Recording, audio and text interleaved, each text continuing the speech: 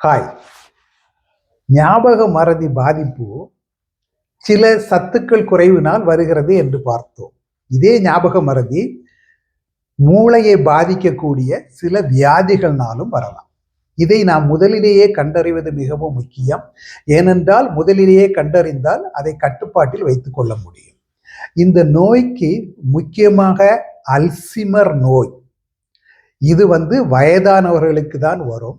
இந்த நோய் வரும்போது ஞாபக மறதியுடன் வேறு சில அறிகுறிகளும் இருக்கும். அந்த அறிகுறிகளை நோய் இருப்பவர்களால் உணர்ந்து கொள்ள முடியாது, அவர்களுக்கு நெருக்கமாக இருப்பவர்களால் உணர்ந்து கொள்ள முடியும். அந்த அறிகுறிகள் என்னவென்று பார்த்தீர்களானால், அவர்கள் பேசுவது குறைந்துவிடும், சிந்தனை திறன் குறைந்துவிடும், சாதாரணமாக செய்து கொண்டிருந்த வேலைகளை கூட செய்வதற்கு சிரமப்படுவார்கள், ரொம்ப நெருங்கியவர்களை கூட அடையாளம் காண்பதில் சிரமப்படுவார்கள், ஒரு பொருளையோ ஒரு இடத்தையோ அவர்களால் புரிந்து கொள்ள முடியாது.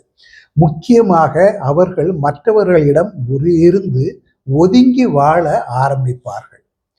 அப்படிப்பட்ட அறிகுறிகள் தென்பட்டால் உடனே அவர்களை மருத்துவர்களிடம் அழைத்து சென்று போதுமான பரிசோதனைகள் செய்து அந்த நோயை கட்டுப்பாட்டில் வைத்துக் கொள்ள வேண்டும்.